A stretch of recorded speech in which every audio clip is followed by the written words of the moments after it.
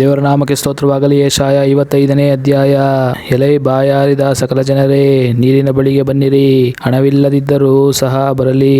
ಬನ್ನಿರಿ, ಕೊಂಡುಕೊಳ್ಳಿರಿ, ಉಣ್ಣಿರಿ. ಬಂದು ದ್ರಾಕ್ಷಾರಸವನ್ನು ಹಾಲನ್ನು ಹಣ ಕೊಡದೆ ಕ್ರಯವಿಲ್ಲದೆ ತೆಗೆದುಕೊಳ್ಳಿರಿ. ಆಹಾರವಲ್ಲದಕ್ಕೆ ಹಣವನ್ನು ಏಕೆ ವ್ಯಯ ಮಾಡುತ್ತೀರಿ? ತೃಪ್ತಿಗೊಳಿಸಿದ ಪದಾರ್ಥಕ್ಕೆ ನಿಮ್ಮ ದುಡಿತವನ್ನು ವೆಚ್ಚ ಮಾಡುವುದೇಕೆ? ಕಿವಿಗೊಟ್ಟು ನನ್ನ ಮಾತನ್ನು ಕೇಳಿರಿ, ಒಳ್ಳೆಯದನ್ನೇ ಉಂಡು ಮೃಷ್ಟಾನ್ನದಲ್ಲಿ ಆನಂದ ಪಡಿರಿ. ಕಿವಿಯನ್ನು ಇತ್ತ ತಿರುಗಿಸಿರಿ, ನನ್ನ ಬಳಿಗೆ ಬನ್ನಿರಿ. ಆಲಿಸಿದರೆ ಬದುಕಿ ಬಾಳುವಿರಿ.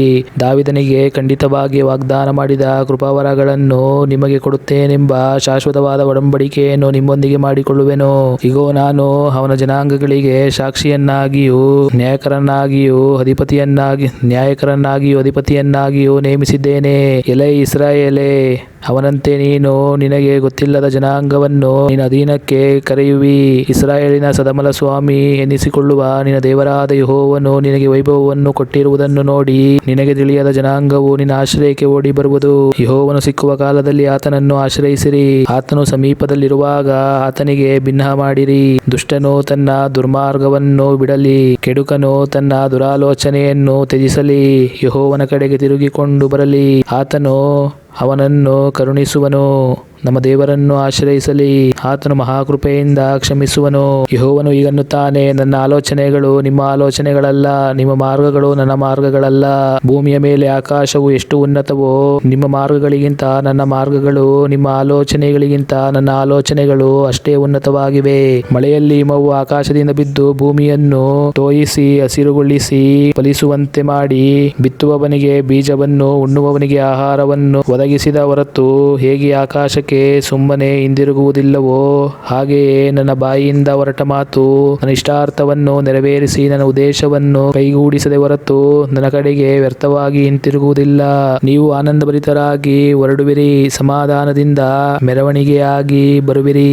ಬೆಟ್ಟ ಗುಡ್ಡಗಳು ನಿಮ್ಮ ಮುಂದೆ ಜಯಘೋಷ ಮಾಡುವವು, ಅಡವಿಯ ಮರಗಳೆಲ್ಲ ಚಪ್ಪಾಳೆ ಹೊಡೆಯುವವು. ಮುಳ್ಳಿಗೆ ಬದಲಾಗಿ ತುರಾಯಿಯು, ದೂತರಿಗೆ ಪ್ರತಿಯಾಗಿ ಸುಗಂಧವು ಬೆಳೆಯುವವು. ಪಾವನವು ಯೆಹೋವನ ನಾಮಸ್ಮರಣೆಗೆ ಶಾಶ್ವತವಾದ ಗುರುತಾಗಿ ಎಂದಿಗೂ ಅಳಿಯದಿರುವುದು. ದೇವರ ನಾಮಕ್ಕೆ ಸ್ತೋತ್ರವಾಗಲಿ. ಯೆಶಾಯ 56ನೇ ಅಧ್ಯಾಯ. ಯೆಹೋವನು ಹೀಗನ್ನುತ್ತಾನೆ, ನ್ಯಾಯವನ್ನು ಅನುಸರಿಸಿರಿ, ಧರ್ಮವನ್ನು ಆಚರಿಸಿರಿ, ಏಕೆಂದರೆ ನನ್ನ ವಿಮೋಚನಾ ಕ್ರಿಯೆಯು ಬೇಗನೆ ಬರುವುದು, ನನ್ನ ರಕ್ಷಣಾ ಧರ್ಮದ ಕಾರ್ಯವು ಶೀಘ್ರವಾಗಿ ವ್ಯಕ್ತವಾಗುವುದು.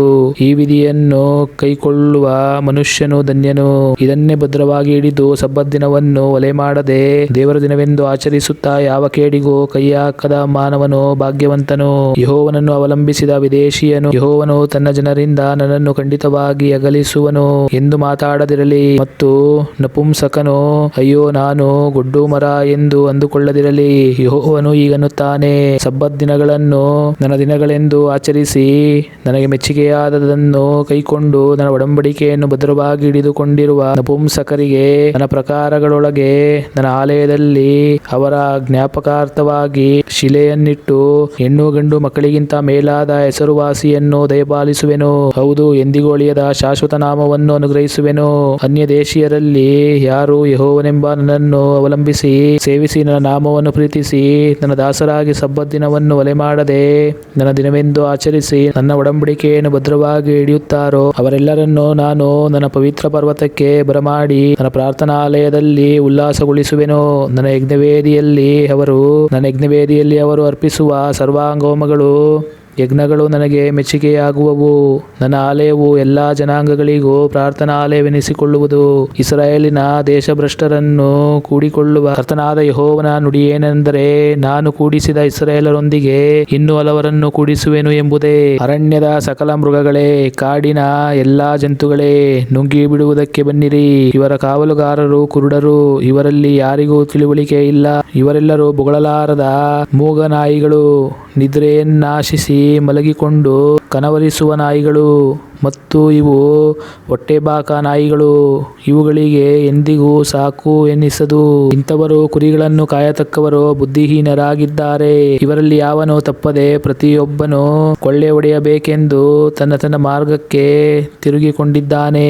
ಬನ್ನಿರಿ, ನಾನು ದ್ರಾಕ್ಷಾರಸವನ್ನು ತರಿಸುವೆನು, ಬೇಕಾದಷ್ಟು ಮದ್ಯವನ್ನು ಕುಡಿಯುವ. ನಾಳೆಯು ಈ ದಿನದಂತೆ ಕೇವಲ ಅತ್ಯಂತ ವಿಶೇಷ ದಿನವಾಗಿರುವುದು ಎಂದು ಹೊರಟಿಕೊಳ್ಳುವರು. ದೇವರ ನಾಮಕ್ಕೆ ಸ್ತೋತ್ರವಾಗಲಿ. ಯೆಶಾಯ 57ನೇ ಅಧ್ಯಾಯ. ಸಜ್ಜನರು ನಾಶವಾಗುತ್ತಾರೆ, ಯಾರು ಮನಸ್ಸಿಗೆ ತಾರರು. ಸದ್ಭಕ್ತರು ಗತಿಸುತ್ತಾರೆ. ಆಹಾ, ಶಿಷ್ಟರು ಕೇಡಿನಿಂದ ಪಾರಾಗಿದ್ದಾರೆ ಎಂದು ಯಾರು ಯೋಚಿಸರು.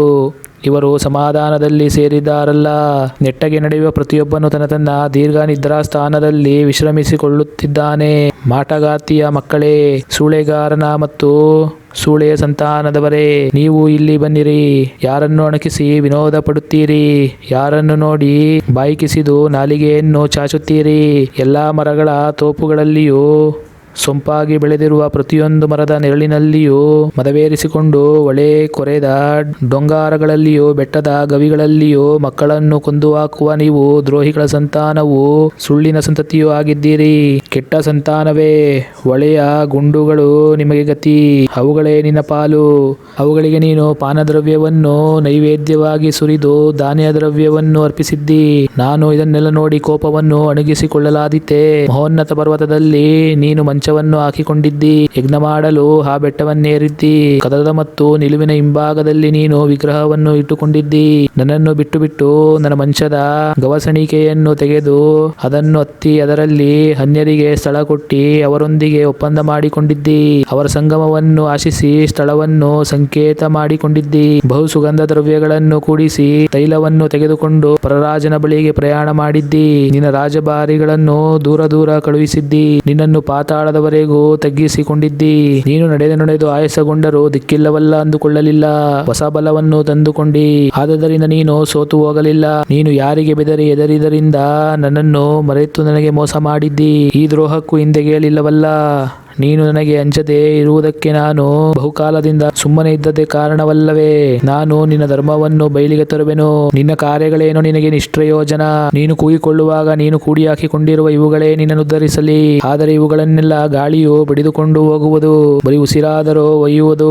ನನ್ನನ್ನು ಆಶ್ರಯಿಸುವವನು ದೇಶವನ್ನು ಅನುಭವಿಸಿ ನನ್ನ ಪರಿಶುದ್ಧ ಪರ್ವತವನ್ನು ಬಾಧ್ಯವಾಗಿ ಹೊಂದುವನು.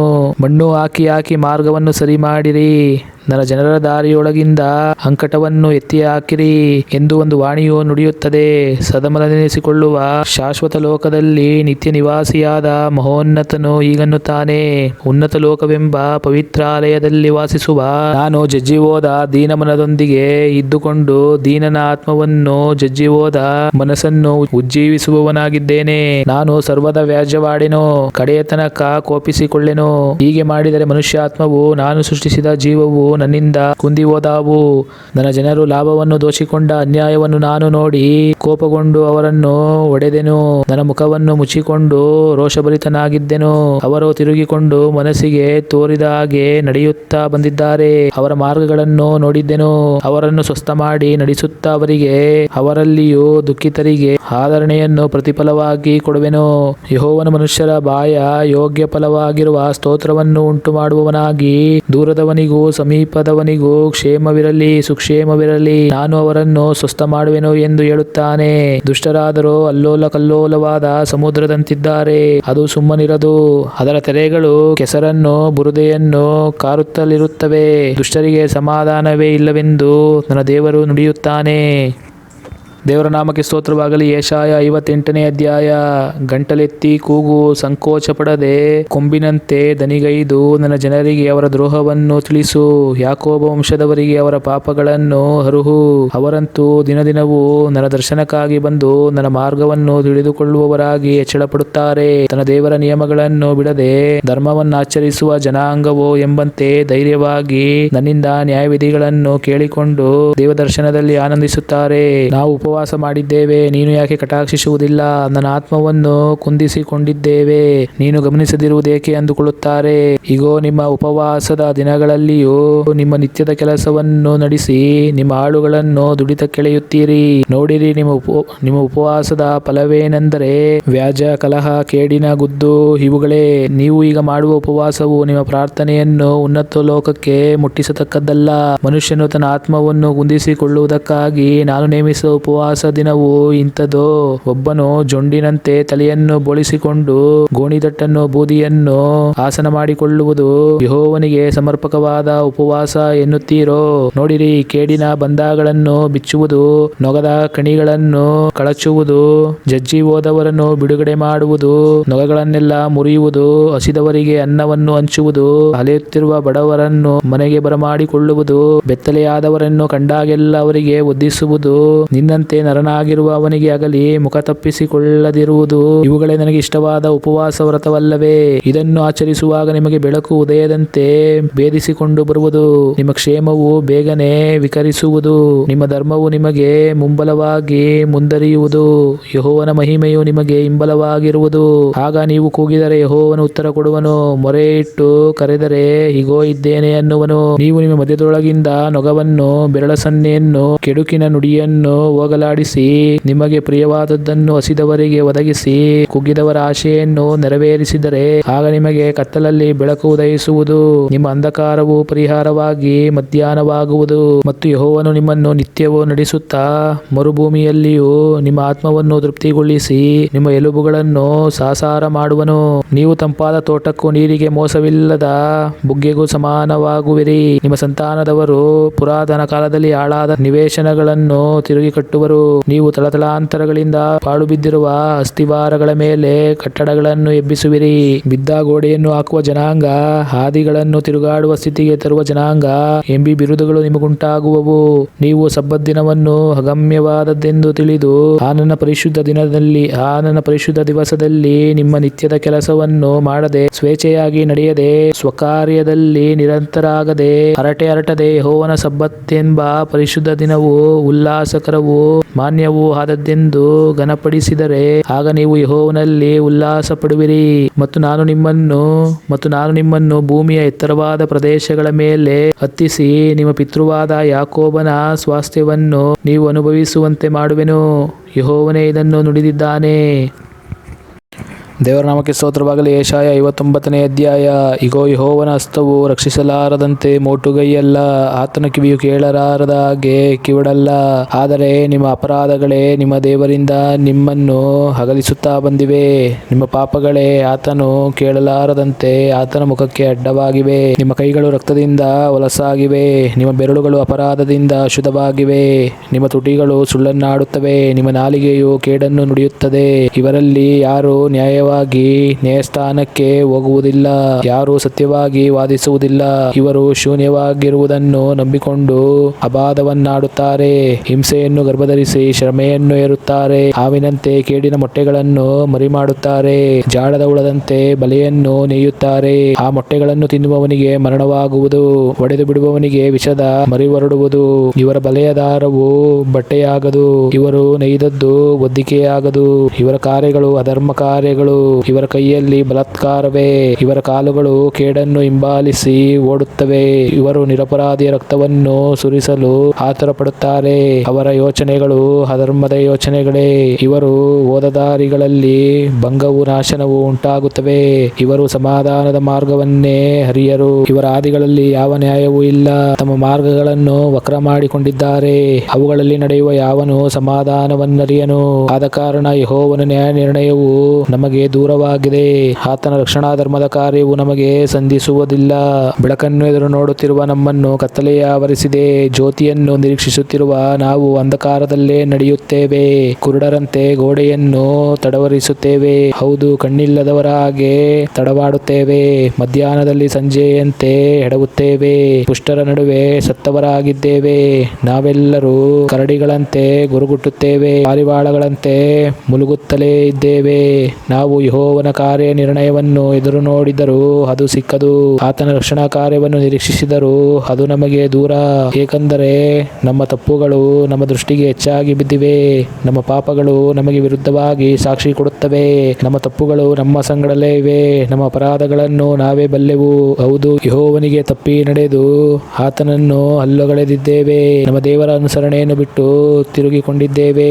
ಅನ್ಯಾಯವನ್ನು ದ್ರೋಹವನ್ನು ನುಡಿದಿದ್ದೇವೆ. ಹೃದಯಪೂರ್ವಕವಾಗಿ ವಿರುದ್ಧವಾಗಿ ಸುಳ್ಳು ಮಾತುಗಳನ್ನು ಕಲ್ಪಿಸಿ ಆಡಿದ್ದೇವೆ. ನ್ಯಾಯವು ಹಿಂದಕ್ಕೆ ತಳ್ಳಲ್ಪಟ್ಟಿದೆ, ಧರ್ಮವು ದೂರದಲ್ಲಿ ನಿಂತಿದೆ, ಸತ್ಯವು ಚಾವಡಿಯಲ್ಲಿ ಬಿದ್ದು ಹೋಗಿದೆ, ಯಥಾರ್ಥವು ಪ್ರವೇಶಿಸಲಾರದು, ಸತ್ಯವು ಇಲ್ಲವೇ ಇಲ್ಲ. ಕೇಡನ್ನು ಬಿಟ್ಟವನು ಸೂರೆಯಾಗುತ್ತಾನೆ. ಯೆಹೋವನು ಇದನ್ನು ನೋಡಿ ನ್ಯಾಯವಿಲ್ಲವಲ್ಲ ಎಂದು ವ್ಯಸನಗೊಂಡನು.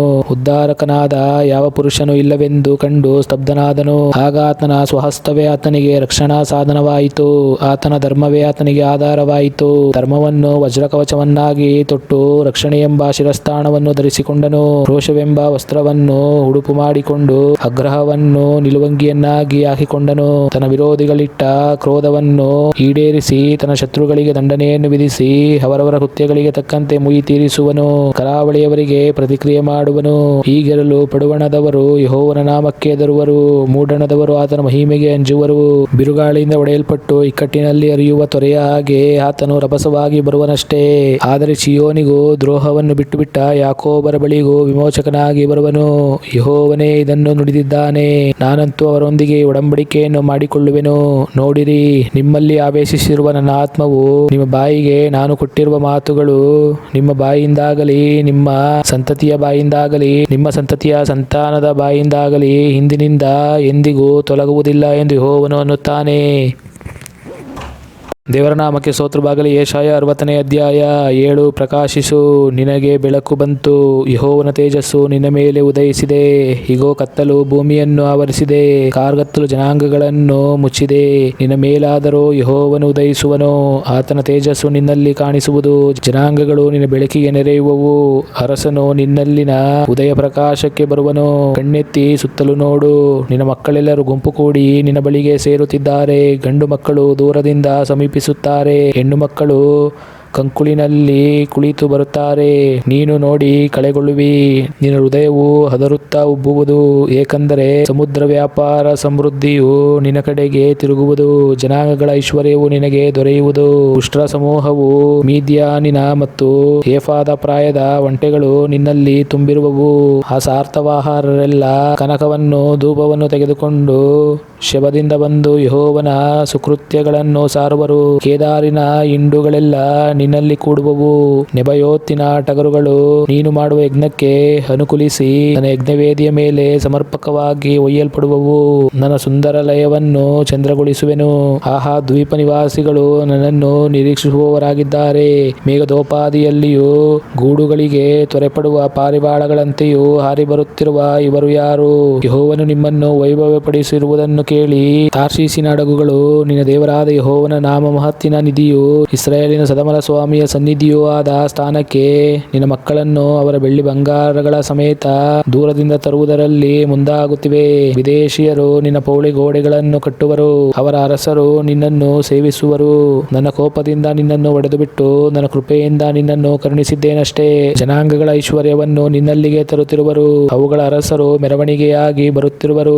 ಇದರಿಂದ ನಿನ್ನ ಬಾಗಿಲುಗಳು ಹಗಲಿರುಳು ಮುಚ್ಚದೆ ಸದಾ ತೆರೆದಿರುವವು. ನಿನ್ನನ್ನು ಸೇವಿಸಲುಲ್ಲದ ಜನಾಂಗ ರಾಜ್ಯಗಳು ನಾಶವಾಗುವವು. ಹೌದು, ಆ ಜನಾಂಗಗಳು ಹಾಳಾಗಿ ಹೋಗುವವು. ನನ್ನ ಪವಿತ್ರಾಲಯವನ್ನು ಭೂಷಿಸುವುದಕ್ಕಾಗಿ ತುರಾಯಿ, ತಪಾಸಿ, ತಿಲಾಕ, ಈ ವೃಕ್ಷರೂಪವಾದ ಲೆಬನೋನಿನ ಮಹಿಮೆಯು ನಿನಗಾಗುವುದು. ನನ್ನ ಪಾದ ಸನ್ನಿಧಿಯ ಮಂದಿರವನ್ನು ವೈಭವಪಡಿಸುವೆನು. ನಿನ್ನನ್ನು ಕುಗ್ಗಿಸಿದವರ ಸಂತಾನದವರನ್ನು ನಿನ್ನ ಬಳಿಗೆ ತಗ್ಗಿ ಬಗ್ಗಿ ಬರುವರು. ನಿನ್ನನ್ನು ಅಸಡೆ ಮಾಡಿದವರೆಲ್ಲರೂ ನಿನ್ನ ಕಾಲ ಕೆಳಗೆ ಅಡ್ಡ ಬಿದ್ದು ನೀನು ಯೆಹೋವನ ಪಟ್ಟಣ, ಇಸ್ರಾಯೇಲಿನ ಸದಮಲ ಸ್ವಾಮಿಯಾದ ಚೀಯೋನೆಂದು ಕೊಂಡಾಡುವರು. ನಿವಾಸಿಗಳು ಬಿಟ್ಟು ಬಿಟ್ಟ ದ್ವೇಷಕ್ಕೀಡಾದ ಯಾರೂ ಹಾದು ಹೋಗದ ನಿನಗೆ ನಾನು ನಿತ್ಯ ಶ್ರೇಷ್ಠತೆಯನ್ನು ದಯಪಾಲಿಸಿ ನಿನ್ನನ್ನು ತಲತಲಾಂತರದವರಿಗೆ ಉಲ್ಲಾಸಕರವಾಗುವಂತೆ ಮಾಡುವೆನು. ನೀನು ಜನಾಂಗಗಳ ಮೊಲೆಕೂಸಾಗುವಿ, ರಾಜರು ನಿನಗೆ ಮೊಲೆಯೂಡಿಸುವರು. ಆಗ ಯೆಹೋವನಾದ ನಾನೇ ನಿನ್ನ ರಕ್ಷಕನು, ನಿನ್ನ ವಿಮೋಚಕನು, ಯಾಕೋಬನ ಶೂರನು ಎಂದು ನೀನು ತಿಳಿದುಕೊಳ್ಳುವಿ. ತಾಮ್ರಕ್ಕೆ ಬದಲಾಗಿ ಚಿನ್ನವನ್ನು, ಕಬ್ಬಿಣಕ್ಕೆ ಪ್ರತಿಯಾಗಿ ಬೆಳ್ಳಿಯನ್ನು, ಮರವಿದ್ದಲ್ಲಿ ತಾಮ್ರವನ್ನು, ಕಲ್ಲುಗಳ ಸ್ಥಾನದಲ್ಲಿ ಕಬ್ಬಿಣವನ್ನು ಒದಗಿಸುವೆನು. ಸಮಾಧಾನವನ್ನು ನಿನಗೆ ಅಧಿಪತಿಯನ್ನಾಗಿ, ಧರ್ಮವನ್ನು ನಿನಗೆ ಅಧಿಕಾರಿಯನ್ನಾಗಿ ನೇಮಿಸುವೆನು. ನಿನ್ನ ದೇಶದಲ್ಲಿ ಬಲಾತ್ಕಾರದ ಸುದ್ದಿಯೇ ಕಿವಿಗೆ ಬೀಳದು, ನಿನ್ನ ಪ್ರಾಂತಗಳೊಳಗೆ ಭಂಗನಾಶಗಳ ವಾರ್ತೆಯೇ ಕೇಳಬರುವುದಿಲ್ಲ. ಆಗ ದೇವರಕ್ಷಣೆಯು ನನ್ನ ಪೋಳೆ ಗೋಡೆಗಳು, ದೇವಸ್ತೋತ್ರವು ನನ್ನ ಬಾಗಿಲುಗಳು ಎಂದು ಅಂದುಕೊಳ್ಳುವಿ. ಇನ್ನು ಮೇಲೆ ಹಗಲಿನಲ್ಲಿ ನಿನಗಿರುವ ಪ್ರಕಾಶವು ಸೂರ್ಯನದಲ್ಲ, ಚಂದ್ರನು ನಿನ್ನ ಬೆಳಕಿಗಾಗಿ ಎಂದಿಗೂ ಕಳೆಗೊಳ್ಳನು. ಯೆಹೋವನೇ ನಿನಗೆ ನಿತ್ಯ ಪ್ರಕಾಶವು, ನಿನ್ನ ದೇವರೇ ನಿನಗೆ ತೇಜಸ್ಸು. ನಿನ್ನ ಸೂರ್ಯನು ಇನ್ನು ಮುಳುಗನು, ನಿನ್ನ ಚಂದ್ರನು ತೊಲಗನು. ಯೆಹೋವನೇ ನಿನಗೆ ನಿತ್ಯ ಪ್ರಕಾಶವಾಗಿರುವನು. ನೀನು ದುಃಖಿಸುವ ದಿನಗಳು ಕೊನೆಗಾಣುವವು, ನಿನ್ನ ಜನರೆಲ್ಲ ಸಧರ್ಮಿಗಳಾಗಿರುವರು. ನನ್ನ ಪ್ರಭಾವಕ್ಕೋಸ್ಕರ ನಾನು ನೆಟ್ಟ ಸಸಿಯಾಗಿಯೂ ನನ್ನ ಕೈ ಸೃಷ್ಟಿಸಿದ ಪ್ರಜೆಯಾಗಿಯೂ ದೇಶವನ್ನು ಸದಾ ಅನುಭವಿಸುವರು. ಚಿಕ್ಕವನಿಂದ ಒಂದು ಕುಲವಾಗುವುದು, ಅಲ್ಪನಿಂದ ಬಲವಾದ ಜನಾಂಗವಾಗುವುದು. ಯೆಹೋವನೆಂಬ ನಾನು ಕ್ಲುಪ್ತ ಕಾಲದಲ್ಲಿ ಇದನ್ನು ಬಲು ಬೇಗನೆ ಉಂಟು ಮಾಡುವೆನು. ದೇವರ ನಾಮಕ್ಕೆ ಸ್ತೋತ್ರವಾಗಲಿ. ಯೆಶಾಯ 61ನೇ ಅಧ್ಯಾಯ. ಕರ್ತನಾದ ಯೆಹೋವನ ಆತ್ಮವು ನನ್ನ ಮೇಲೆ ಇದೆ. ಆತನು ನನ್ನನ್ನು ಬಡವರಿಗೆ ಶುಭ ವರ್ತಮಾನವನ್ನು ಸಾರುವುದಕ್ಕೆ ಅಭಿಷೇಕಿಸಿದನು. ಮನಮುರಿದವರನ್ನು ಕಟ್ಟಿ ವಾಸಿ ಮಾಡುವುದಕ್ಕೂ, ಸೆರೆಯವರಿಗೆ ಬಿಡುಗಡೆಯಾಗುವುದಕ್ಕೂ, ಬಂದಿಗಳಿಗೆ ಕದ ತೆರೆಯುವುದನ್ನು ಪ್ರಸಿದ್ಧಿಪಡಿಸುವುದಕ್ಕೂ ಯೆಹೋವನು ನೇಮಿಸಿರುವ ಶುಭ ವರ್ಷವು, ನಮ್ಮ ದೇವರು ಮುಯಿ ತೀರಿಸುವ ದಿನವು. ಇವುಗಳನ್ನು ಪ್ರಚುರಗೊಳಿಸುವುದಕ್ಕೂ, ದುಃಖಿತರೆಲ್ಲರನ್ನು ಸಂತೈಸುವುದಕ್ಕೂ, ಚೀಯೋನಿನಲ್ಲಿ ಶೋಕಿಸುವವರಿಗೆ ಬೂದಿಗೆ ಬದಲಾಗಿ ಶಿರೋಭೂಷಣ, ದುಃಖವಿದ್ದಲ್ಲಿ ಆನಂದ ತೈಲ, ಕುಂದಿದ ಮನಕ್ಕೆ ಪ್ರತಿಯಾಗಿ ಉತ್ಸಾಹ ಸ್ತೋತ್ರದ ವಸ್ತ್ರ, ಇವುಗಳನ್ನು ಒದಗಿಸಿಕೊಡುವುದಕ್ಕೂ ಆತನು ನನ್ನನ್ನು ಕಳುಹಿಸಿದ್ದಾನೆ. ಯೆಹೋವನು ತನ್ನ ಪ್ರಭಾವಕ್ಕೋಸ್ಕರ ಹಾಕಿದ ನೀತಿ ವೃಕ್ಷಗಳು ಎಂಬ ಬಿರುದು ಇವರಿಗಾಗುವುದು. ಪುರಾತನ ಕಾಲದಲ್ಲಿ ಹಾಳಾದ ನಿವೇಶನಗಳನ್ನು ತಿರುಗಿ ಕಟ್ಟುವರು, ಪೂರ್ವದಲ್ಲಿ ಪಾಳು ಬಿದ್ದದ್ದನ್ನು ಪುನಃ ಎಬ್ಬಿಸುವರು. ತಲತಲಾಂತರಗಳಿಂದ ಹಾಳು ಬೀಳಾದ ಪಟ್ಟಣಗಳನ್ನು ಜೀರ್ಣೋದ್ಧಾರ ಮಾಡುವರು. ಆಗ ವಿದೇಶಿಯರು ನಿಂತುಕೊಂಡು ನಿಮ್ಮ ಮಂದೆಗಳನ್ನು ಮೇಯಿಸುವರು, ಅನ್ಯರು ನಿಮಗೆ ಉಳುವವರು, ತೋಟಗಾರರು ಆಗುವರು. ನೀವು ಯೆಹೋವನ ಯಾಜಕರೆಂದು ಬಿರುದು ಹೊಂದುವಿರಿ. ಜನರು ನಿಮ್ಮನ್ನು ನಮ್ಮ ದೇವರ ಸೇವಕರು ಎಂದು ಕರೆಯುವರು. ಜನಾಂಗಗಳ ಆಸ್ತಿಯನ್ನು ಅನುಭವಿಸುವಿರಿ, ಅವುಗಳ ವೈಭವವನ್ನು ಪಡೆದು ಹೊಗಳಿಕೊಳ್ಳುವಿರಿ. ನಿಮಗಾದ ಅವಮಾನಕ್ಕೆ ಬದಲಾಗಿ 2ರಷ್ಟು ಮಾನವನ್ನು ಹೊಂದುವಿರಿ. ನಾಚಿಕೆ ಪಟ್ಟದಕ್ಕೆ ಪ್ರತಿಯಾಗಿ ಇವರು ತಮ್ಮ ಸ್ವಾಸ್ಥ್ಯದಲ್ಲಿ ಹಿಗ್ಗುವರು. ಹೀಗೆ ತಮ್ಮ ದೇಶದಲ್ಲಿ 2ರಷ್ಟನ್ನು ಅನುಭವಿಸುವರು. ಇವರಿಗೆ ಶಾಶ್ವತ ಸಂತೋಷವಾಗುವುದು. ಯೆಹೋವನೆಂಬ ನಾನು ನ್ಯಾಯವನ್ನು ಪ್ರೀತಿಸುತ್ತೇನೆ, ಕೊಳ್ಳೆಯನ್ನು ಅನ್ಯಾಯವನ್ನು ದ್ವೇಷಿಸುತ್ತೇನೆ. ಸತ್ಯಸಂಧತೆಯನ್ನು ಅನುಸರಿಸಿ ಇವರ ನಷ್ಟಕ್ಕೆ ಪ್ರತಿಫಲವನ್ನು ಕೊಟ್ಟು ಇವರೊಂದಿಗೆ ನಿತ್ಯವಾದ ಒಡಂಬಡಿಕೆಯನ್ನು ಮಾಡಿಕೊಳ್ಳುವೆನು. ಇವರ ಸಂತಾನವು ಜನಾಂಗಗಳಲ್ಲಿ ಪ್ರಖ್ಯಾತವಾಗುವುದು, ಇವರ ಸಂತತಿಯು ಅನ್ಯ ದೇಶೀಯರಲ್ಲಿ ಹೆಸರುಗೊಳ್ಳುವುದು. ಇವರನ್ನು ನೋಡುವ ಎಲ್ಲರೂ ಯೆಹೋವನು ಆಶೀರ್ವದಿಸಿದ ವಂಶವು ಇದೆ ಎಂದು ಒಪ್ಪಿಕೊಳ್ಳುವರು. ನಾನು ಯೆಹೋವನಲ್ಲಿ ಪರಮಾನಂದ ಪಡುವೆನು, ನನ್ನ ಆತ್ಮವು ನನ್ನ ದೇವರಲ್ಲಿ ಹಿಗ್ಗುವುದು. ವರನು ಬಾಸಿಂಗವನ್ನು ಧರಿಸಿಕೊಳ್ಳುವಂತೆಯೂ, ವಧುವು ತನ್ನನ್ನು ಆಭರಣಗಳಿಂದ ಅಲಂಕರಿಸಿಕೊಳ್ಳುವಾಗೂ ಆತನು ನನಗೆ ರಕ್ಷಣೆ ಎಂಬ ವಸ್ತ್ರವನ್ನು ಹೊದಿಸಿ ಧರ್ಮವೆಂಬ ನಿಲುವಂಗಿಯನ್ನು ತೊಡಿಸಿದ್ದಾನಲ್ಲ. ಭೂಮಿಯು ತನ್ನೊಳಗಿಂದ ಮೊಳಿಕೆಯನ್ನು ಹೊರಡಿಸುವಂತೆಯೂ, ತೋಟವು ತನ್ನಲ್ಲಿ ಬಿತ್ತಿದ್ದನ್ನು ಮೊಳೆಯಿಸುವ ಹಾಗೂ ಕರ್ತನಾದ ಯೆಹೋವನು ಎಲ್ಲಾ ಜನಾಂಗಗಳ ಎದುರಿನಲ್ಲಿ ಧರ್ಮವನ್ನು ಸ್ತೋತ್ರವನ್ನು ಮೊಳೆಯಿಸುವನು. ದೇವರ ನಾಮಕ್ಕೆ ಸ್ತೋತ್ರವಾಗಲಿ. ಯೆಶಾಯ 62ನೇ ಅಧ್ಯಾಯ. ಚೀಯೋನಿನ ಧರ್ಮವು ಪ್ರಕಾಶಗೊಳ್ಳುವ ತನಕ, ಯೆರೂಸಲೇಮಿನ ರಕ್ಷಣೆಯು ದಿವಿಟಿಯಂತೆ ಪ್ರಜ್ವಲಿಸುವವರೆಗೆ ನಾನು ಮೌನವಾಗಿರದೆ ಚೀಯೋನಿನ ಹಿತವನ್ನು ಲಕ್ಷಿಸುತ್ತಿರುವೆನು. ಸುಮ್ಮನಿರದೆ ಯೆರೂಸಲೇಮಿನ ಕ್ಷೇಮವನ್ನು ಚಿಂತಿಸುತ್ತಿರುವೆನು. ಜನಾಂಗಗಳು ನಿನ್ನ ಧರ್ಮವು, ಸಕಲ ರಾಜರು ನಿನ್ನ ವೈಭವವನ್ನು ನೋಡುವರು. ಯೆಹೋವನ ಬಾಯಿ ನೇಮಿಸಿದ ಹೊಸ ಹೆಸರು ನಿನಗೆ ದೊರೆಯುವುದು. ನೀನು ಯೆಹೋವನ ಕೈಯಲ್ಲಿ ಸುಂದರ ಕಿರೀಟವಾಗಿಯೂ ನಿನ್ನ ದೇವರ ಹಸ್ತದಲ್ಲಿ ರಾಜ ಶಿರೋವೇಷ್ಟನವನ್ನಾಗಿಯೂ ಇರುವಿ. ನೀನು ಇನ್ನು ಮೇಲೆ ಗಂಡ ಬಿಟ್ಟವಳು ಎನ್ನಿಸಿಕೊಳ್ಳದೆ ನಿನ್ನ ಸೀಮೆಗೆ ಬಂಜೆ ಎಂಬ ಹೆಸರು ಇನ್ನಿರದು. ನೀನು ಎನುಲಾಸಿನಿ ಎನ್ನಿಸಿಕೊಳ್ಳುವಿ, ನಿನ್ನ ಸೀಮೆಗೆ ವಿವಾಹಿತೆ ಎಂಬ ಹೆಸರಾಗುವುದು. ಯಾಕಂದರೆ ಯೆಹೋವನು ನಿನ್ನಲ್ಲಿ ಉಲ್ಲಾಸಗೊಳ್ಳುತ್ತಾನೆ, ನಿನ್ನ ಸೀಮೆಗೆ ವಿವಾಹವಾಗುವುದು. ಯುವಕನು ಯುವತಿಯನ್ನು ವರಿಸುವಂತೆ ನಿನ್ನ ಮಕ್ಕಳು ನಿನ್ನನ್ನು ವರಿಸುವರು. ವರನು ವಧುವಿನಲ್ಲಿ ಆನಂದಿಸುವ ಹಾಗೆ ನಿನ್ನ ದೇವರು ನಿನ್ನಲ್ಲಿ ಆನಂದಿಸುವನು. ಯೆರೂಸಲೇಮೇ, ನಾನು ನಿನ್ನ ಪೌಳಿ ಗೋಡೆಗಳಲ್ಲಿ ಕಾವಲುಗಾರರನ್ನು ನೇಮಿಸಿದ್ದೇನೆ. ಅವರು ಹಗಲು ಇರುಳು ಮೌನವಾಗಿರರು. ಯೆಹೋವನಿಗೆ ಜ್ಞಾಪಿಸುವವರೇ, ಆತನು ಯೆರೂಸಲೇಮನ್ನು ಭದ್ರಪಡಿಸಿ ಲೋಕ ಪ್ರಸಿದ್ಧಿಗೆ ತರುವ ತನಕ ನಿಮಗೆ ವಿರಾಮವಿಲ್ಲದಿರಲಿ. ಆತನಿಗೆ ವಿರಾಮ ಕೊಡದಿರಿ. ಯೆಹೋವನು ತನ್ನ ಬಲಗೈ ಮೇಲೆ ತನ್ನ ಭುಜಬಲದ ಮೇಲೆ ಆಣೆಯಿಟ್ಟು ನಿನ್ನ ದವಸವನ್ನು ನಿನ್ನ ಶತ್ರುಗಳ ಆಹಾರಕ್ಕೆ ಇನ್ನು ಕೊಡೆನು. ನೀನು ದುಡಿದ ದ್ರಾಕ್ಷಾರಸವನ್ನು ಅನ್ಯರು ಕುಡಿಯುವುದೇ ಇಲ್ಲ. ನಿನ್ನ ಬೆಳೆಯನ್ನು ಕೊಯ್ದು ಕುಪ್ಪೆ ಹಾಕಿದವರೇ ಅದನ್ನು ಉಂಡು ಯೆಹೋವನನ್ನು ಸ್ತುತಿಸುವರು. ನಿನ್ನ ದ್ರಾಕ್ಷಾರಸವನ್ನು ಕಿತ್ತು ತಂದವರೇ ಅದರ ರಸವನ್ನು ತನ್ನ ಪವಿತ್ರ ಆಲಯದ ಪ್ರಕಾರಗಳಲ್ಲಿ ಕುಡಿಯುವರು ಎಂದು ಹೇಳಿದ್ದಾನೆ. ಊರು ಬಾಗಿಲುಗಳಲ್ಲಿ ಹಾದು ಬನ್ನಿರಿ, ಜನರಿಗೆ ದಾರಿಯನ್ನು ಸರಿ ಮಾಡಿರಿ. ರಾಜ್ಯ ಮಾರ್ಗವನ್ನು ಎತ್ತರಿಸಿರಿ, ಎತ್ತರಿಸಿರಿ, ಕಲ್ಲುಗಳನ್ನು ತೆಗೆದುಹಾಕಿರಿ, ಜನಾಂಗಗಳಿಗೆ ಧ್ವಜವನ್ನೆತ್ತಿರಿ. ಇಗೋ, ನಿನ್ನ ರಕ್ಷಣೆಯು ಸಮೀಪವಾಯಿತು. ಯೆಹೋವನು ದಯಪಾಲಿಸುವ ಬಹುಮಾನವು ಆತನೊಂದಿಗಿದೆ, ಆತನು ಅನುಗ್ರಹಿಸುವ ಪ್ರತಿಫಲವು ಆತನ ಮುಂದಿದೆ ಎಂದು ಚೀಯೋನೆಂಬಾಕೆಗೆ ಹೇಳಿರಿ ಎಂಬುದಾಗಿ ಯೆಹೋವನು ಭೂಮಿಯ ಕಟ್ಟಕಡೆಯವರೆಗೂ ಅಪ್ಪಣೆ ಮಾಡಿದ್ದಾನೆ. ನಿನ್ನ ಜನರು ಪರಿಶುದ್ಧ ಜನರು, ಯೆಹೋವನು ವಿಮೋಚಿಸಿದವರು ಎಂದು ಅನಿಸಿಕೊಳ್ಳುವರು. ನಿನಗೋ ಪತಿಯು ವರಿಸಿ ತ್ಯಜಿಸಿದ ಪುರಿ ಎಂದು ಹೆಸರು ಬರುವುದು. ದೇವರ ನಾಮಕ್ಕೆ ಸ್ತೋತ್ರವಾಗಲಿ. ಯೆಶಾಯ 63ನೇ ಅಧ್ಯಾಯ.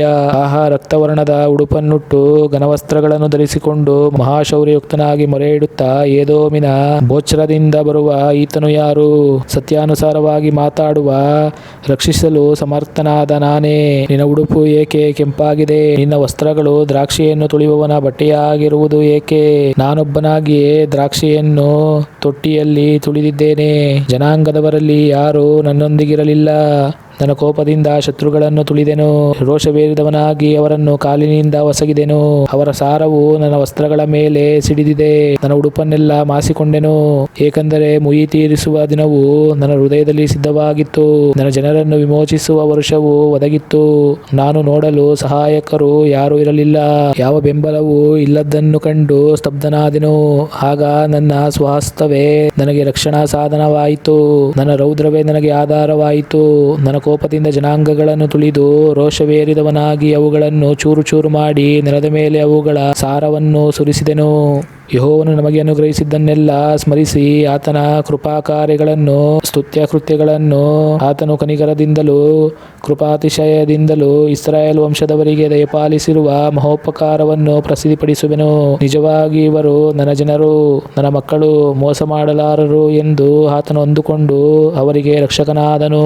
ಅವರು ಶ್ರಮೆಪಡುತ್ತಿರುವಾಗೆಲ್ಲ ಆತನು ಶ್ರಮೆಪಟ್ಟನು. ಆತನ ಶ್ರೀಮಕ ಸ್ವರೂಪದೂತನು ಅವರನ್ನು ರಕ್ಷಿಸಿದನು. ಆತನಲ್ಲಿನ ಮಮತೆಯಿಂದಲೂ ತಾಳ್ಮೆಯಿಂದಲೂ ಅವರನ್ನು ವಿಮೋಚಿಸಿ ಪುರಾತನ ಕಾಲದಲ್ಲೆಲ್ಲ ಎತ್ತಿಕೊಂಡು ಬರುತ್ತಾ ಬಂದನು. ಅವರಾದರೂ ಎದ್ದು ಬಿದ್ದು ಆತನ ಪವಿತ್ರಾತ್ಮನನ್ನು ದುಃಖಪಡಿಸಿದರು. ಆದುದರಿಂದ ಆತನು ಮಾರ್ಪಟ್ಟು ಅವರಿಗೆ ಶತ್ರುವಾಗಿ ತಾನೇ ಅವರೊಡನೆ ಹೋರಾಡಿದನು. ಆಗ ಆತನ ಜನರು ಪುರಾತನವಾದ ಮೋಶೆಯ ಕಾಲವನ್ನು ಜ್ಞಾಪಕ ಮಾಡಿಕೊಂಡು ಹೀಗಂದರು: ತನ್ನ ಜನವೆಂಬ ಮಂದೆಯನ್ನು ಕುರುಬನ ಸಹಿತ ಸಮುದ್ರದೊಳಗಿಂದ ಮೇಲಕ್ಕೆ ಬರಮಾಡಿದಾತನು ಎಲ್ಲಿ? ಅವರ ಮಧ್ಯದಲ್ಲಿ ತನ್ನ ಪವಿತ್ರಾತ್ಮವನ್ನಿರಿಸಿ ಮೋಶೆಯ ಬಲಗೈಯೊಂದಿಗೆ ತನ್ನ ಘನಹಸ್ತವನ್ನು ಮುಂದರಿಸುತ್ತಾ ತನ್ನ ಹೆಸರು ಶಾಶ್ವತವಾಗಿರಬೇಕೆಂದು ಅವರೆದುರಿಗೆ ಜಲರಾಶಿಯನ್ನು ಭೇದಿಸಿ ಸಾಗರದ ಅಡಿಯಲ್ಲಿ ಅವರನ್ನು ಕುದುರೆಯು ಮೈದಾನದಲ್ಲಿ ನಡೆಯುವ ಪ್ರಕಾರ ಮುಗ್ಗರಿಸದಂತೆ ನಡೆಸಿದ್ದಾತನು ಎಲ್ಲಿ? ಯೆಹೋವನಾತ್ಮವು ತಗ್ಗಿಗೆ ಇಳಿಯುವ ದನಗಳೋಪಾದಿಯಲ್ಲಿ ಅವರನ್ನು ವಿಶ್ರಮ ಸ್ಥಾನಕ್ಕೆ ಕರತಂದಿತು. ನಿಮ್ಮ ನಾಮವನ್ನು ಘನಪಡಿಸಿಕೊಳ್ಳುವುದಕ್ಕಾಗಿ ನಿನ್ನ ಜನರನ್ನು ಹೀಗೆ ನಡೆಸಿದ್ದಿ. ಆಕಾಶದಿಂದ ನೋಡು, ಪರಿಶುದ್ಧವೂ ಘನವೂ ಆದ ನಿನ್ನ ಉನ್ನತ ಸ್ಥಾನದಿಂದ ಲಕ್ಷಿಸು. ನಿನ್ನ ಅಗ್ರಹವೆಲ್ಲಿ? ನಿನ್ನ ಸಾಹಸ ಕಾರ್ಯಗಳೆಲ್ಲಿ? ನಿನ್ನ ಕರುಳು ಮರುಗಟ್ಟವನ್ನು, ನಿನ್ನ ಕನಿಕರವನ್ನು ನಮ್ಮ ಕಡೆಗೆ ಬಿಗಿಹಿಡಿದಿದ್ದಿ. ನೀನೇ ನಮ್ಮ ಪಿತೃವಾಗಿದ್ದೀಯಲ್ಲ. ಅಬ್ರಹಾಮನು ನಮ್ಮನ್ನರಿಯನು, ಇಸ್ರಾಯೇಲನು ನಮ್ಮನ್ನು ಗುರುತಿಸನು. ಯೆಹೋವಾ, ನೀನೇ ನಮ್ಮ ಪಿತೃ, ಆದಿಯಿಂದಲೂ ನಮ್ಮ ವಿಮೋಚಕನು ಅನಿಸಿಕೊಂಡಿದ್ದಿ. ಯೆಹೋವನೇ, ನಾವು ನಿನ್ನ ಮಾರ್ಗದಿಂದ ತಪ್ಪಿ ಅಲೆಯುವಂತೆ ಏಕೆ ಮಾಡುತ್ತೀ?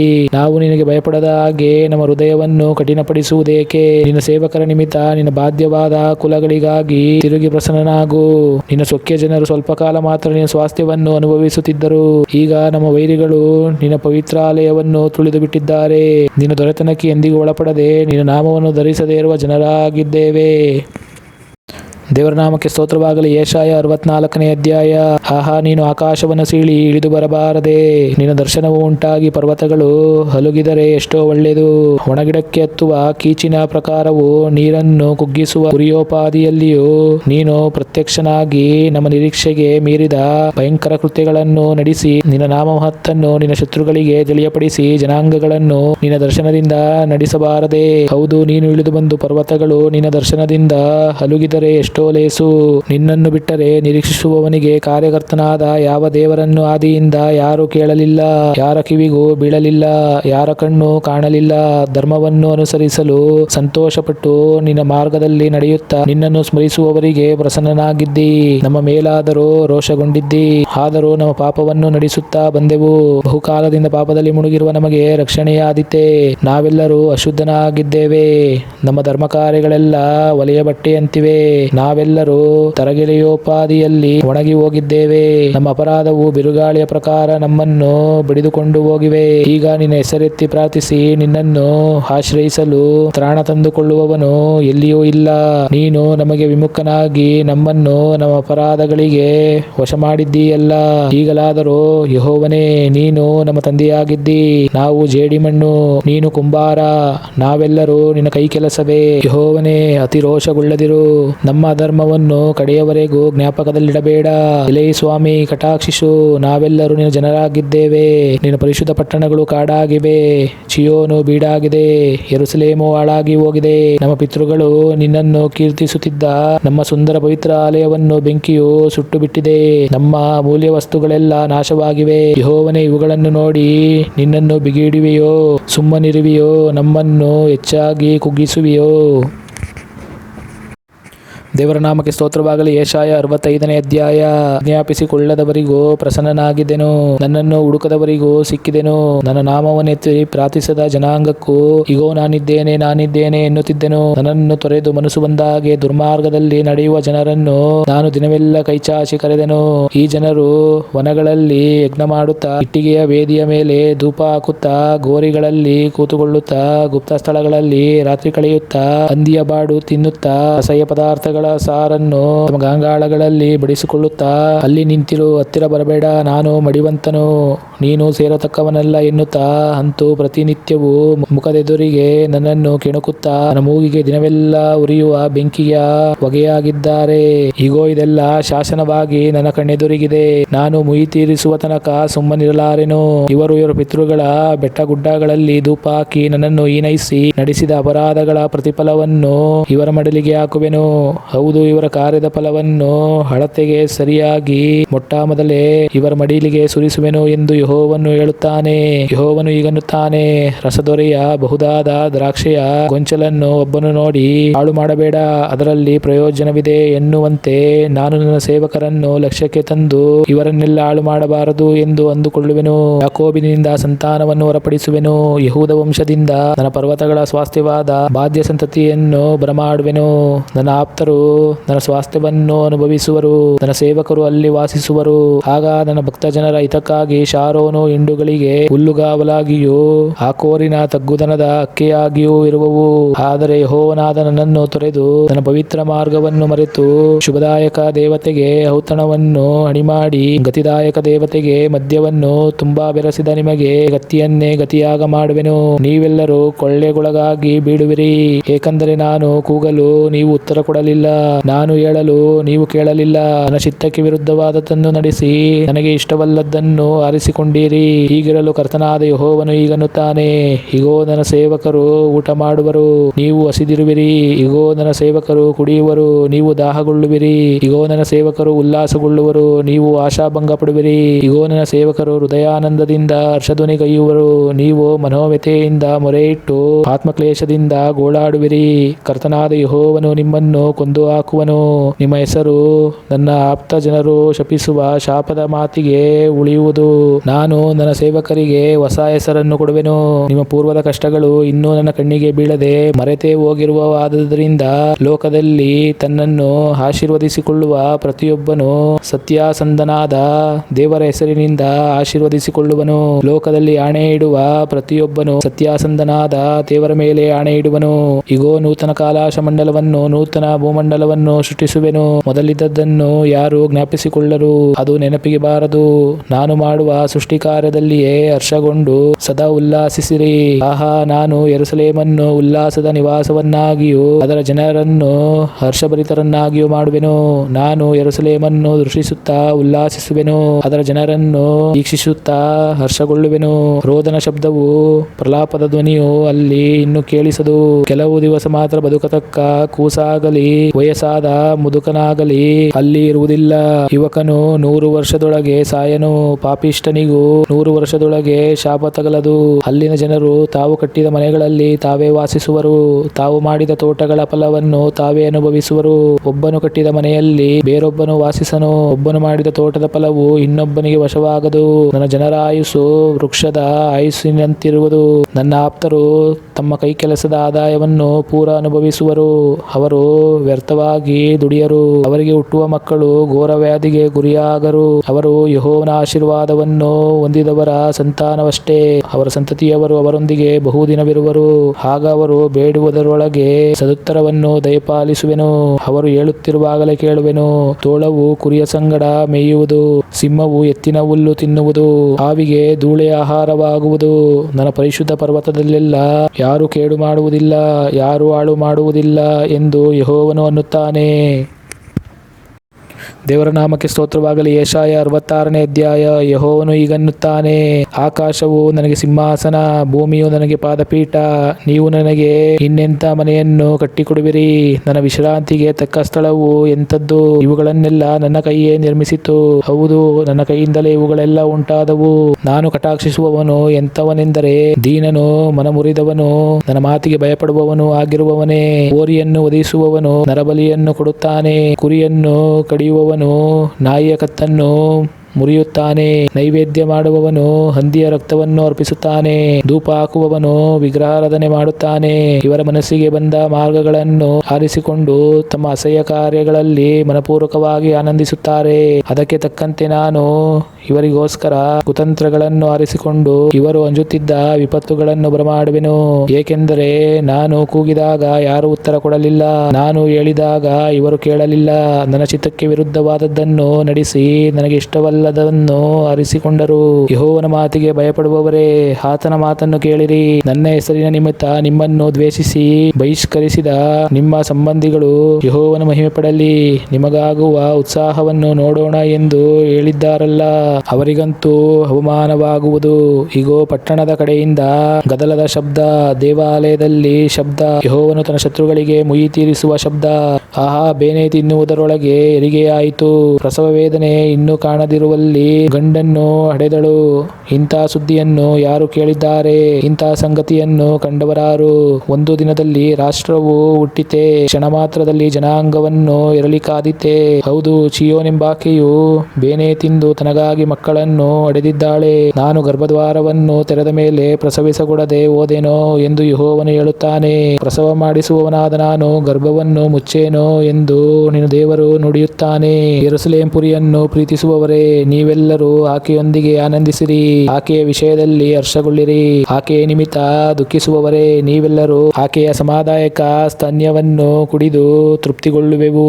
ಹೌದು, ಆಕೆಯ ವೈಭವದ ಸಮೃದ್ಧಿಯನ್ನು ಹೀರುತ್ತಾ ಹಿಗ್ಗುವೆವು ಎಂದು ಆಕೆಯೊಂದಿಗೆ ಉತ್ಸಾಹದಿಂದ ಉಲ್ಲಾಸಿಸಿರಿ. ಯೆಹೋವನು ಹೀಗನ್ನುತ್ತಾನೆ, ಇಗೋ, ನಾನು ಆಕೆಗೆ ಸುಖವನ್ನು ನದಿಯಂತೆ ದಯಪಾಲಿಸಿ ತುಂಬಿ ತುಳುಕುವ ತೊರೆಯನ್ನು ಎಂಬಂತೆ ಜನಾಂಗಗಳ ವೈಭವವನ್ನು ನೀಡುವೆನು. ನೀವು ಪಾನ ಮಾಡುವಿರಿ, ನಿಮ್ಮನ್ನು ಕಂಕುಳಲ್ಲಿ ಎತ್ತಿಕೊಂಡು ಹೋಗುವರು, ತೊಡೆಯ ಮೇಲೆ ನಲಿದಾಡಿಸುವರು. ತಾಯಿ ಮಗನನ್ನು ಸಂತೈಸುವ ಪ್ರಕಾರ ನಾನು ನಿಮ್ಮನ್ನು ಸಂತೈಸುವೆನು. ಯೆರೂಸಲೇಮಿನಲ್ಲೋ ನಿಮಗೆ ದುಃಖ ಶಮನವಾಗುವುದು. ನೀವು ಇದನ್ನು ಕಣ್ಣಾರೆ ಕಾಣುವಿರಿ, ನಿಮ್ಮ ಹೃದಯವು ಉಲ್ಲಾಸಿಸುವುದು, ನಿಮ್ಮ ಎಲುಬುಗಳು ಹಸಿ ಹುಲ್ಲಿನಂತೆ ರಸವತ್ತಾಗುವವು.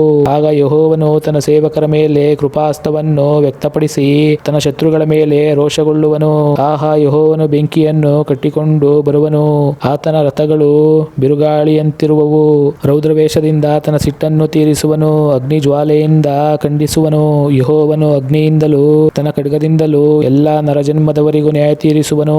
ಆಗ ಆತನಿಂದ ಹತರಾಗುವವರು ಬಹುಜನ ತೋಟಗಳೊಳಗೆ ಪ್ರವೇಶಿಸುವುದಕ್ಕೆ ತಮ್ಮ ಮಧ್ಯದಲ್ಲಿನ ಒಬ್ಬ ಅಂಗಾಭಿನಯವನ್ನು ಅನುಸರಿಸಿ ತಮ್ಮನ್ನು ಶುದ್ಧೀಕರಿಸಿ ಪವಿತ್ರ ಮಾಡಿಕೊಂಡು ಹಂದಿಯ ಮಾಂಸವನ್ನು, ಅಶುದ್ಧ ಪದಾರ್ಥಗಳನ್ನು, ಇಲಿಯನ್ನು ತಿನ್ನುವವರು ಒಟ್ಟಿಗೆ ಕೊನೆಗಾಣುವರು ಎಂದು ಯೆಹೋವನು ನುಡಿಯುತ್ತಾನೆ. ಅವರ ಕೃತ್ಯಗಳಿಗೂ ಆಲೋಚನೆಗಳಿಗೂ ತಕ್ಕದ್ದನ್ನು ಮಾಡುವೆನು. ನಾನು ಇನ್ನು ಮುಂದೆ ಸಮಸ್ತ ಜನಾಂಗಗಳನ್ನು, ಸಕಲ ಭಾಷೆಯವರನ್ನು ಒಟ್ಟಿಗೆ ಬರಮಾಡುವೆನು. ಅವರು ಬಂದು ನನ್ನ ಮಹಿಮೆಯನ್ನು ನೋಡುವರು. ಅವರ ಮಧ್ಯದಲ್ಲಿ ಒಂದು ಸೂಚಕ ಕಾರ್ಯವನ್ನು ಮಾಡುವೆನು. ನನ್ನ ಸುದ್ದಿಯನ್ನು ಕೇಳದೆಯೂ ನನ್ನ ಮಹಿಮೆಯನ್ನು ನೋಡದೇ ಇರುವ ತಾರ್ಷೀಷ್, ಫೂಲ್ ಬಿಲ್ಲುಗಾರರಿಗೆ ಪ್ರಸಿದ್ಧ ಸ್ಥಳವಾದ ಲೂದ್, ತುಬಾಲ್, ಯಾವಾನ್ ಎಂಬ ಜನಾಂಗಗಳು ಮತ್ತು ದೂರವಾದ ದ್ವೀಪ ನಿವಾಸಿಗಳು, ಇವರೆಲ್ಲರ ಬಳಿಗೆ ಹತಶೇಷರನ್ನು ಕಳುಹಿಸುವೆನು. ಇವರು ಜನಾಂಗಗಳಲ್ಲಿ ನನ್ನ ಮಹಿಮೆಯನ್ನು ಪ್ರಕಟಿಸುವರು. ಯೆಹೋವನು ಹೀಗನ್ನುತ್ತಾನೆ, ಇಸ್ರಾಯೇಲರು ಯೆಹೋವನ ಆಲಯಕ್ಕೆ ಶುದ್ಧ ಪಾತ್ರೆಯನ್ನು, ನೈವೇದ್ಯವನ್ನು ತೆಗೆದುಕೊಂಡು ಬರುವ ಪ್ರಕಾರ ಸಮಸ್ತ ಜನಾಂಗಗಳಲ್ಲಿ ಚದರಿ ಹೋಗಿರುವ ನಮ್ಮ ಸಹೋದರರನ್ನು ಕುದುರೆ, ತೇರು, ಪಾಲಾಕಿ, ಹೇಸರಕತ್ತೆ, ಒಂಟೆ ಇವುಗಳ ಮೇಲೆ ಯೆಹೋವನ ನೈವೇದ್ಯಕ್ಕಾಗಿ ಯೆರೂಸಲೇಮೆಂಬ ನನ್ನ ಪರಿಶುದ್ಧ ಪರ್ವತಕ್ಕೆ ಕರೆತರುವರು. ಇದಲ್ಲದೆ ಇವರಲ್ಲಿ ಯಾಜಕರು ಲೇವಿಯರು ಆಗತಕ್ಕವರನ್ನು ಆರಿಸಿಕೊಳ್ಳುವೆನು ಎಂದು ಯೆಹೋವನು ಹೇಳುತ್ತಾನೆ. ನಾನು ಸೃಷ್ಟಿಸುವ ನೂತನ ಕಾಲಾಕಾಶ ಮಂಡಲವು ನೂತನ ಭೂಮಂಡಲವು ನನ್ನ ಮುಂದೆ ಸ್ಥಿರವಾಗಿ ನಿಲ್ಲುವ ಪ್ರಕಾರ ನಿಮ್ಮ ಸಂತತಿಯು ನಿಮ್ಮ ಹೆಸರು ಸ್ಥಿರವಾಗಿ ನಿಲ್ಲುವವು. ಪ್ರತಿಯೊಂದು ಅಮಾವಾಸ್ಯೆಯಲ್ಲಿಯೂ ಒಂದೊಂದು ಸಬ್ಬತ್ ದಿನದಲ್ಲಿಯೂ ಸಕಲ ನರಜನ್ಮದವರು ನನ್ನ ಸನ್ನಿಧಿಯಲ್ಲಿ ಕೆರಗುವುದಕ್ಕೆ ಬರುವರು. ಇದು ಯೆಹೋವನ ನುಡಿ. ಅವನು ಆಚೆ ಹೋಗಿ ನನಗೆ ದ್ರೋಹ ಮಾಡಿದವರ ಹೆಣಗಳನ್ನು ನೋಡುವರು. ಅವರು ಆಚೆ ಹೋಗಿ ನನಗೆ ದ್ರೋಹ ಮಾಡಿದವರ ಹೆಣಗಳನ್ನು ನೋಡುವರು. ಅವುಗಳನ್ನು ಕಡಿಯುವ ಹುಳಗಳು ಸಾಯುವುದಿಲ್ಲ, ಸುಡುವ ಬೆಂಕಿಯು ಆರುವುದಿಲ್ಲ. ಅವು ಲೋಕದವರಿಗೆಲ್ಲ ಅಸಹ್ಯವಾಗಿರುವವು.